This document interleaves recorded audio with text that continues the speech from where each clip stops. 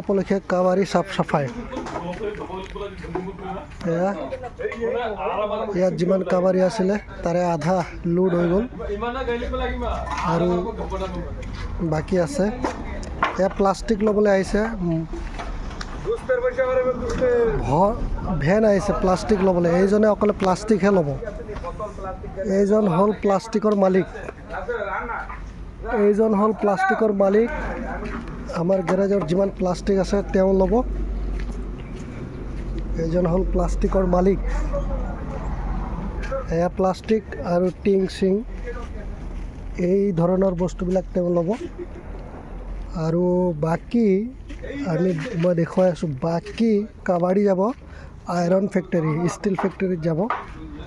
এয়া চাওক এক গাড়ী লোড হৈ গ'ল আৰু বাকী লোড হ'বলৈ বাকী আছে এতিয়াও। এয়া যাব লোহা ফেক্টৰী, ৰড ফেক্টৰীত যাব।